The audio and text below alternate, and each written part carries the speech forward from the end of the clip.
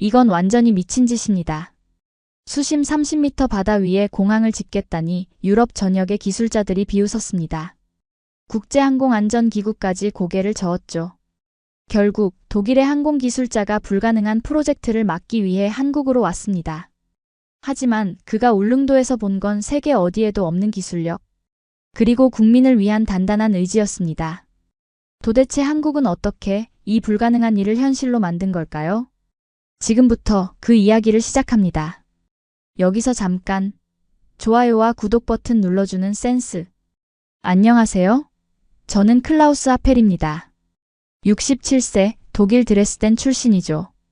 지난 40년간 유럽 곳곳에 공항을 설계하고 건설해왔어요.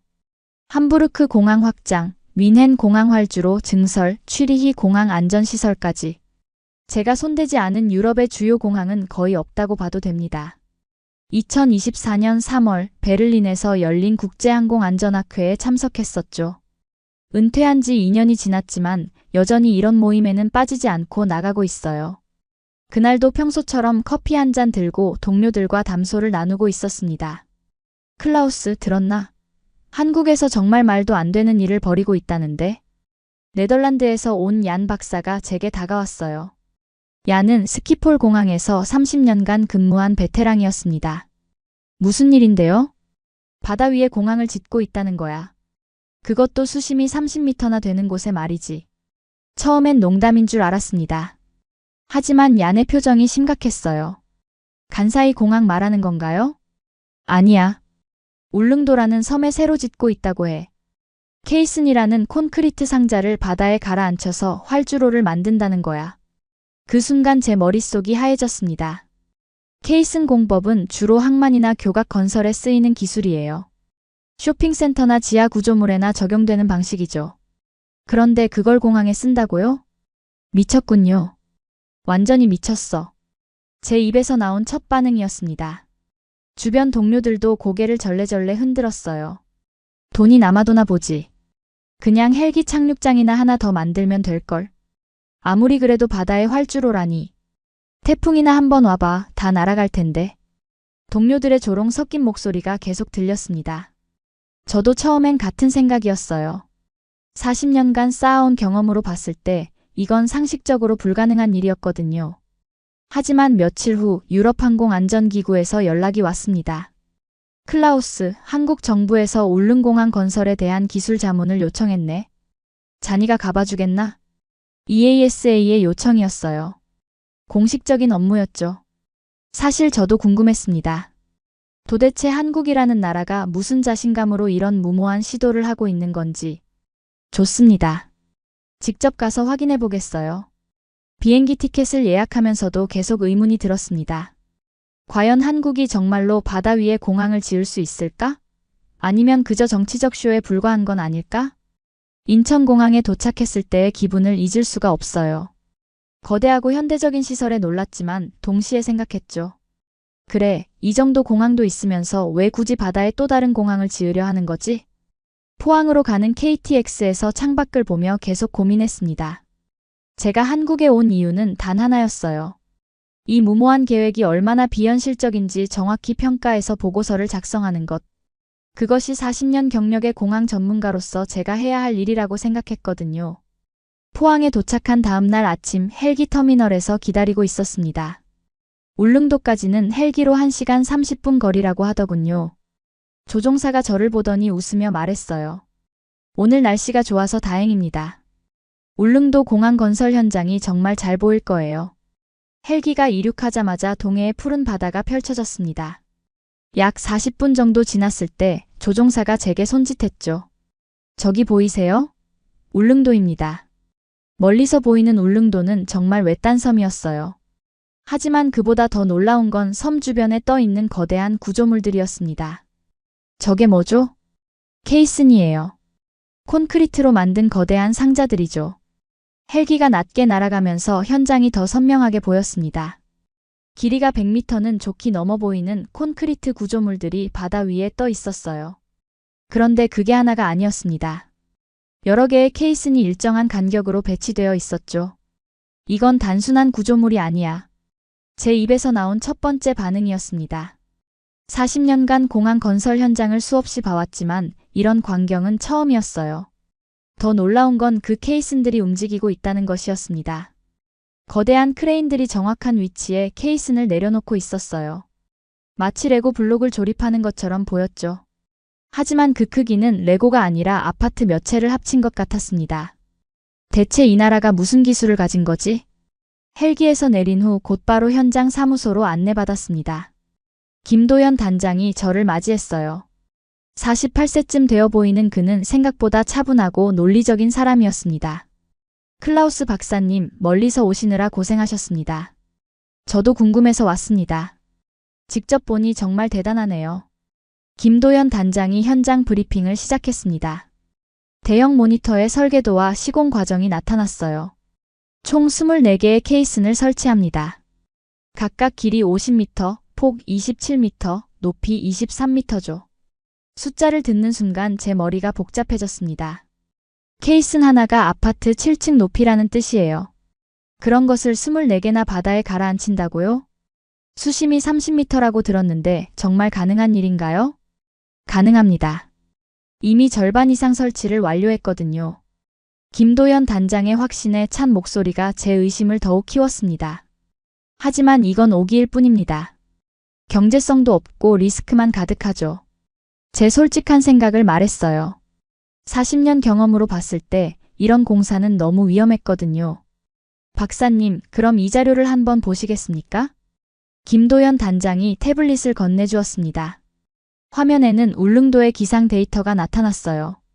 연간 결항일수, 응급환자 후송 실패 사례, 물자, 보급 차질 현황까지 상세하게 정리되어 있었습니다. 숫자들을 보면서 점점 말문이 막혔어요. 1년 중 150일 이상이 결항이었습니다. 응급환자가 육지로 가지 못해 사망한 사례도 여러 건 있었죠. 이래서 공항이 필요한 거군요. 제가 중얼거리자 김도연 단장이 고개를 끄덕였습니다. 네, 맞습니다. 이건 단순한 교통 편의가 아니라 생존의 문제거든요. 다시 창밖을 내다봤습니다. 거대한 케이슨들이 여전히 바다 위에서 제자리를 찾아가고 있었어요. 제 눈에는 이제 그것들이 단순한 콘크리트 덩어리가 아니라 무언가 다른 것으로 보이기 시작했습니다. 다음 날 아침 김도연 단장이 저를 울릉도 곳곳으로 안내했습니다. 공항 건설의 필요성을 직접 보여주겠다는 거였어요. 첫 번째로 간 곳은 울릉군 의료원이었습니다. 규모가 생각보다 작았어요. 병상이 20개 정도밖에 안 되는 작은 병원이었죠. 응급실은 어디에 있나요? 저기 보이는 곳이 응급실입니다. 간호사가 가리킨 곳을 보니 침대 2개가 전부였습니다. 심각한 환자가 오면 육지로 후송해야 한다고 하더군요. 그런데 문제는 날씨였어요. 지난달에도 심근경색 환자가 왔는데 파도가 높아서 배가 못 나갔습니다. 헬기도 강풍 때문에 착륙하지 못했고요.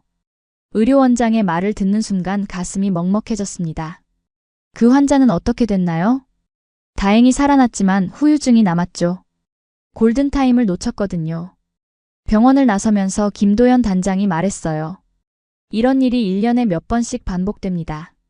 공항이 있다면 20분이면 포항에 도착할 수 있는데 말이죠. 두 번째로 간 곳은 울릉중고등학교였습니다.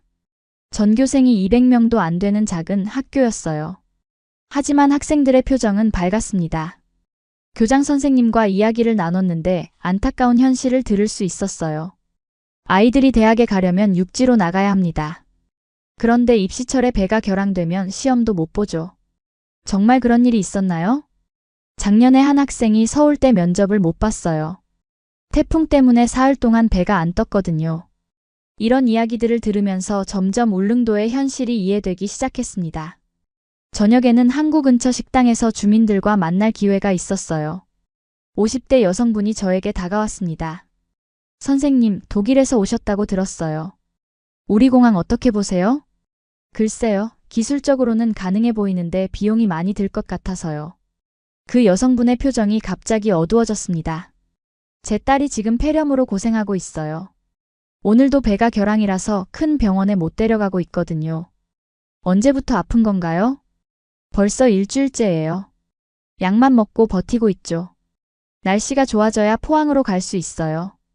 그 순간 제 머릿속이 하얘졌습니다. 일주일째 제대로 된 치료를 못 받고 있다는 얘기였어요. 식당을 나서면서 김도연 단장에게 물어봤습니다. 1년 중 며칠이나 배가 다니나요? 절반 정도죠. 180일 정도 운항하고 나머지는 결항입니다. 그럼 나머지 185일은 완전히 고립되는 건가요? 맞습니다. 헬기가 있긴 하지만 날씨가 안 좋으면 헬기도 못 뜨거든요. 숙소로 돌아가는 길에 울릉도 기상청 자료를 다시 찾아봤습니다. 연평균 풍속, 파고, 강수량 데이터를 하나씩 확인해보니 정말 심각했어요. 겨울철에는 한 달 내내 배가 못 뜨는 경우도 있었습니다. 그 기간 동안 응급 환자가 생기면 정말 속수무책이었던 거죠. 이건 교통이 아니라 생명의 문제다. 제 입에서 나온 말이었습니다. 처음으로 마음이 흔들리기 시작했어요. 40년간 공항을 지어오면서 항상 효율성과 경제성만 생각했는데 여기서는 그런 계산이 무의미했습니다. 잠자리에 들기 전에 창밖을 내다봤어요. 어둠 속에서도 공항 건설 현장의 조명이 반짝이고 있었습니다. 24시간 작업이 계속되고 있는 거였죠. 정말 이 사람들이 옳은 걸까? 제 확신이 조금씩 흔들리고 있었습니다. 셋째 날 아침 김도연 단장이 심각한 표정으로 저를 찾아왔습니다. 클라우스 박사님, 큰 문제가 생겼습니다. 무슨 일인가요? 정부에서 활주로를 1500m로 늘리라고 지시했어요. 원래 계획은 1200m였는데 말이죠. 처음에는 별거 아닌 줄 알았습니다. 활주로가 길수록 안전하니까 좋은 일 아닌가 싶었거든요. 하지만 김도연 단장의 다음 말을 듣고 깜짝 놀랐어요. 300m를 늘리는데 추가 예산이 1조 원 필요합니다. 1조 원이라고요? 300m에? 제가 계산해봐도 말이 안 됐어요. 1m당 33억 원이라는 뜻이었거든요. 독일에서도 이런 단가는 본 적이 없었습니다. 그날 오후 울릉도 주민들이 군청 앞에 모여 시위를 하고 있었어요. 현수막에는 1200m면 충분하다. 예산 낭비 중단하라는 문구가 적혀 있었습니다. 주민 대표가 마이크를 잡고 소리쳤어요. 1200m로도 충분히 안전합니다. 지금 당장 공항만 완성해 주세요. 시위 현장에서 한 60대 남성이 저에게 다가왔습니다. 선생님이 독일에서 오신 전문가라고 들었어요. 정말 300m가 더 필요한 건가요? 솔직히 답하기 어려웠습니다. 기술적으로는 1200m도 충분했거든요. 하지만 정부 입장에서는 안전 마진을 더 확보하고 싶어 하는 것 같았어요. ATR기 같은 소형 항공기로는 1200m면 충분합니다. 그럼 왜 정부에서 더 늘리자고 하는 거죠? 이 질문에 답하기 위해 그날 밤 관련 자료를 모두 뒤져봤어요. 정부 내부 문서, 항공안전기준, 국제규정까지 다 찾아봤습니다. 결론은 충격적이었어요. 1500m는 기술적 필요가 아니라 정치적 안전장치였던 거죠. 만약 사고가 나면 우리는 최대한 안전하게 만들었다고 변명하려는 의도였습니다. 다음 날 김도연 단장과 솔직한 이야기를 나눴어요. 단장님도 1200m면 충분하다고 생각하시죠? 김도연 단장이 깊은 한숨을 쉬었습니다. 솔직히 말하면 그렇습니다. 하지만 정부에서는 만약을 대비해서 더 길게 만들라고 해요. 그 만약 때문에 1조 원을 더 쓰자는 건가요? 예산이 아니라 안전입니다. 정부에서는 100% 안전을 원해요. 하지만 제가 40년간 배운 건 100% 안전이란 존재하지 않는다는 사실이었어요. 모든 것은 적정한 수준에서 타협해야 합니다. 300m 늘리는데 1조 원이면 그 돈으로 울릉도에 더 좋은 의료시설을 만들 수 있지 않을까요? 제 말에 김도연 단장이 고개를 끄덕였습니다. 맞는 말씀이에요. 하지만 정치적으로는 그렇게 안 돼요. 그날 저녁 숙소에서 보고서 초안을 작성하기 시작했습니다. 제목은 울릉공항 활주로 길이 적정성 검토였어요. 보고서에 이렇게 썼습니다. 1200m 활주로는 기술적으로 충분하며 300m 연장에 따른 비용 대비 효과는 현저히 낮다. 이는 기술적 판단이 아닌 정치적 판단으로 보인다. 제가 쓴 보고서를 김도연 단장에게 보여줬어요. 이 보고서 때문에 문제가 생길 수도 있어요. 괜찮습니다. 이게 제 전문가적 판단이니까요. 그 순간 김도연 단장의 눈빛이 달라졌습니다. 처음으로 저를 진짜 동료로 인정하는 것 같았어요. 고맙습니다. 정말 용기 있는 판단이세요. 창밖으로 보이는 공항 건설 현장은 여전히 24시간 불이 켜져 있었습니다. 하지만 이제 그 불빛이 다르게 보였어요. 정치적 계산이 아니라 진짜 필요에 의한 작업이라는 것을 알게 됐거든요. 넷째 날 김도연 단장이 저를 케이슨 제작 현장으로 안내했습니다. 포항 영일만 매립지에 있는 거대한 공장이었어요. 여기서 케이슨을 만들고 있습니다. 한 개당 무게가 2만 톤이에요. 공장 안으로 들어서자 정말 압도적인 광경이 펼쳐졌습니다. 축구장 절반 크기의 콘크리트 구조물이 제작되고 있었어요. 높이만 23m였죠. 2만 톤이라고 하면 아파트 10층 무게와 비슷하군요. 맞습니다. 그런 걸 바다에 띄워서 정확한 위치에 가라앉혀야 해요. 제작 과정을 자세히 보니 정말 정밀했습니다. 콘크리트 배합부터 철근 배치까지 모든 게 밀리미터 단위로 관리되고 있었어요. 파도의 충격은 어떻게 견디나요? 200년 빈도 파고까지 견디도록 설계했습니다. 파고 12m까지 버틸 수 있어요. 김도연 단장의 설명을 들으며 설계도를 봤는데 정말 놀라웠어요. 이런 시공 기술은 독일에서도 시도되지 않은 방식이었습니다. 케이슨을 어떻게 운반하죠? 특수 바지선을 사용해요. 직접 보시겠습니까? 바지선 현장으로 이동했습니다. 길이 100m가 넘는 거대한 선박이 케이슨을 싣고 있었어요. 마치 거대한 레고 블록을 운반하는 것 같았습니다. 정확한 위치에 어떻게 설치하나요? GPS와 해저 측량을 이용해서 오차 10cm 이내로 맞춥니다. 10cm라고 했을 때 정말 믿기지 않았어요. 바다 위에서 2만 톤짜리 구조물을 그 정도로 정확하게 설치한다는 게 가능한 일인가 싶었거든요. 오후에는 실제 설치 현장을 볼 수 있었습니다. 울릉도 해상에서 케이슨 설치 작업이 진행되고 있었어요. 저 크레인은 몇 톤까지 들 수 있나요? 3,000톤입니다. 한국에서 가장 큰 해상 크레인이에요. 케이슨이 천천히 바닷속으로 내려가는 모습을 지켜봤습니다. 정말 장관이었어요. 거대한 콘크리트 덩어리가 물속으로 사라지면서 완벽하게 제자리를 찾아가는 거였죠. 그런데 갑자기 사고가 일어났습니다. 케이슨 위에서 작업하던 기술자 한 명이 쓰러진 거예요. 응급 상황입니다. 작업자가 쓰러졌어요. 현장이 순식간에 아수라장이 됐습니다. 하지만 구조 시스템이 정말 체계적이었어요. 5분 만에 헬기가 도착했고 10분 만에 환자를 포항으로 후송했습니다. 그 모습을 보면서 깨달았어요. 이 사람들은 정말로 생명을 구하는 일을 하고 있었던 거죠. 작업이 끝난 후 김도연 단장과 이야기를 나눴습니다. 울릉도는 선택이 아닌 필수였습니다. 다른 방법이 없었어요. 그렇군요. 이제 이해가 됩니다. 처음엔 저희도 육지에 공항을 짓는 방안을 검토했어요. 하지만 울릉도는 전체가 화산섬이라 평지가 없거든요. 그제야 왜 바다에 공항을 지어야 하는지 완전히 이해됐습니다. 다른 선택의 여지가 없었던 거예요. 저녁에 숙소로 돌아가면서 제 생각이 완전히 바뀌었다는 걸 느꼈어요. 처음에 한국의 무모함이라고 생각했던 일이 사실은 가장 합리적인 선택이었던 거죠. 침대에 누워서 오늘 본 케이슨 설치 장면을 떠올렸습니다. 2만 톤짜리 구조물이 정확히 제자리를 찾아가는 모습은 정말 경이로웠어요. 이런 기술력이라면 정말로 200년 파도도 견딜 수 있겠어. 그날 밤 처음으로 울릉공항이 성공할 수 있다는 확신이 들었습니다. 기술로 생명을 구하는 순간을 직접 목격했거든요. 한국의 기술에 대한 존경심도 생기기 시작했어요. 다섯째 날 아침 김도연 단장이 저에게 특별한 제안을 했습니다. 오늘은 국방부 관계자가 와서 브리핑을 할 예정입니다. 함께 들어보시겠어요? 국방부요? 공항과 무슨 관련이 있나요? 울릉공항에 또 다른 중요한 역할이 있거든요. 오전 10시 울릉군청 회의실에서 국방부 김중령이 브리핑을 시작했습니다. 지도를 펼쳐놓고 설명하는데 정말 흥미로웠어요. 울릉공항이 완성되면 독도까지 20분이면 도착할 수 있습니다. 지금은 얼마나 걸리나요? 포항에서 헬기로 1시간 30분 걸려요. 날씨가 나쁘면 아예 갈 수 없고요. 김중령이 보여준 자료를 보니 정말 놀라웠습니다. 울릉공항이 생기면 독도 접근성이 완전히 달라지는 거였어요. 독도 경비대원들의 응급 후송도 훨씬 빨라집니다. 지금까지는 응급 상황 때 정말 어려웠거든요. 브리핑을 들으면서 과거 베를린 공항이 떠올랐습니다. 냉전 시절 베를린 공항도 단순한 교통수단이 아니었어요.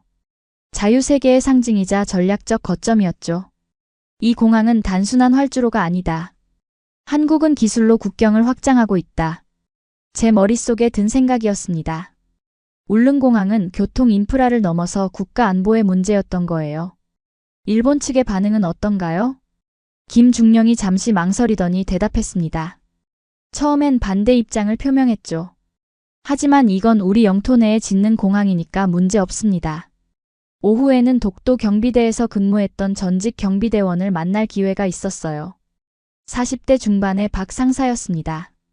독도에서 근무할 때 가장 힘든 게 뭐였나요? 응급 상황이었어요. 동료가 다쳤는데 날씨 때문에 며칠씩 후송을 못한 적이 있거든요. 울릉공항이 생기면 어떻게 달라질까요? 천지차이죠. 20분이면 울릉도에 도착하고 거기서 바로 큰 병원으로 갈 수 있으니까요. 박 상사의 설명을 들으면서 울릉공항의 진짜 가치를 알게 됐어요. 이건 단순히 울릉도 주민들만을 위한 게 아니었습니다. 저녁에 김도연 단장과 독도 전망대에 올라갔습니다. 날씨가 좋아서 독도가 희미하게 보였어요. 저기가 독도군요. 네, 87km 떨어져 있어요. 울릉공항에서는 20분이면 도착하죠. 독도를 바라보면서 느낀 감정이 정말 복잡했어요. 독일 사람인 제가 왜 이렇게 가슴이 뜨거워지는지 모르겠더라고요. 한국은 정말 대단한 나라네요. 이런 어려운 곳에 공항을 지으면서까지 영토를 지키려고 하다니.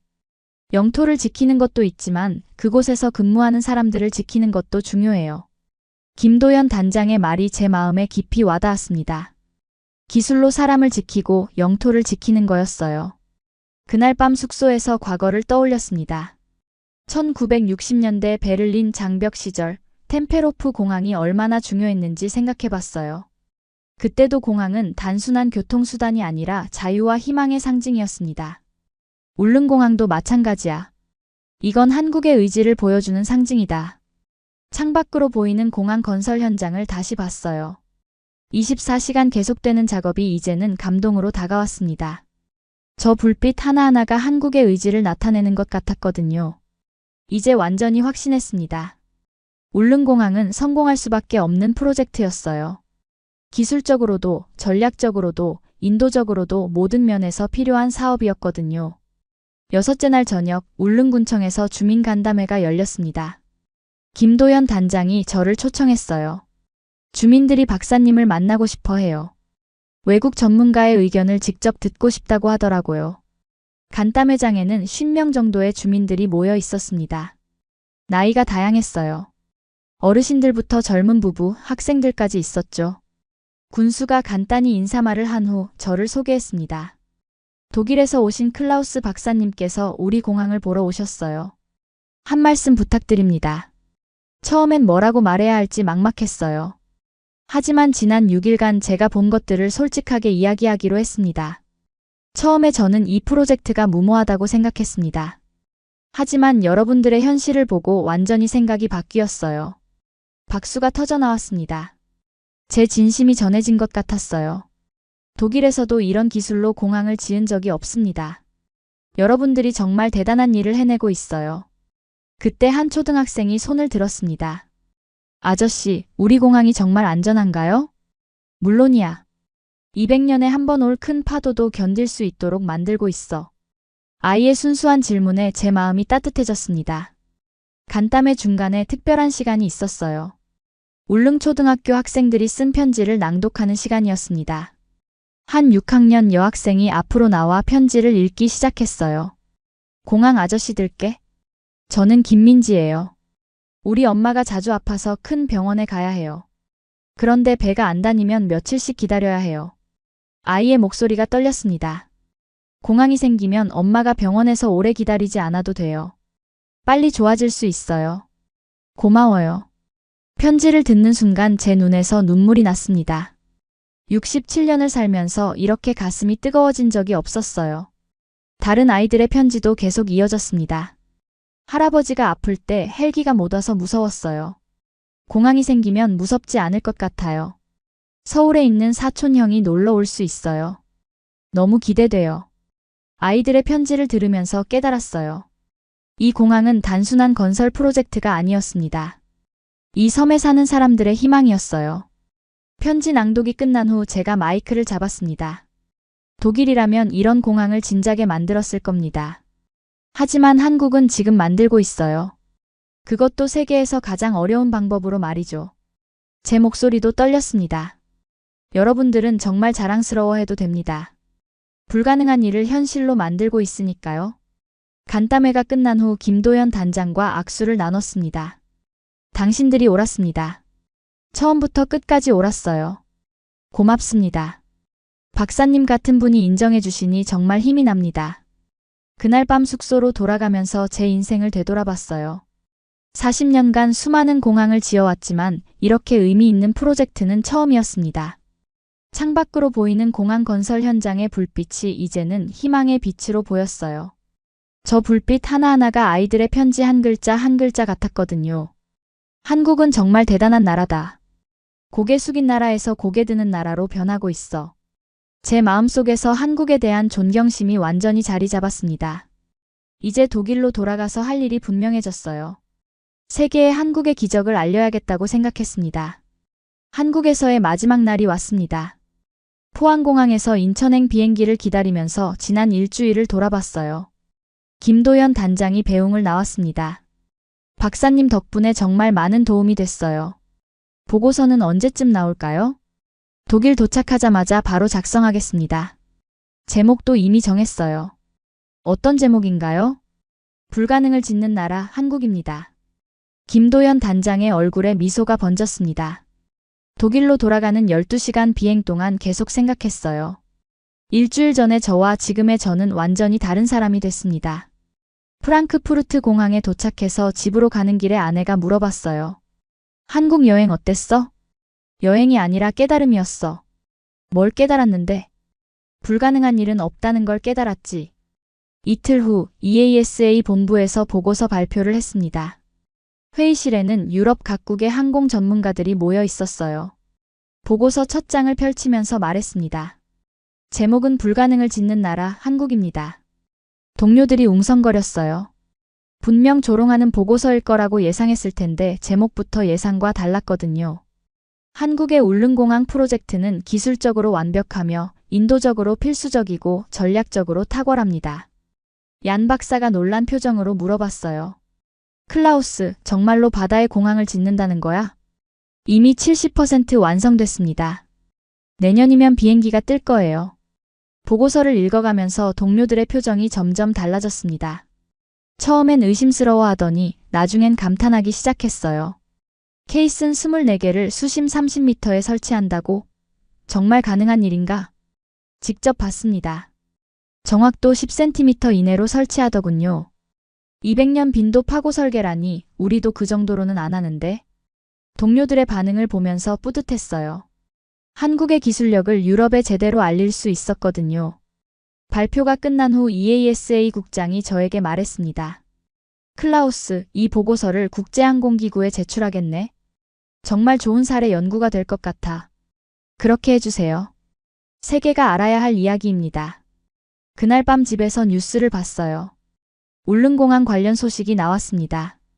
제가 다녀온 후 공사가 더욱 빨라졌다고 하더군요. 6개월 후 정말 놀라운 소식을 들었습니다.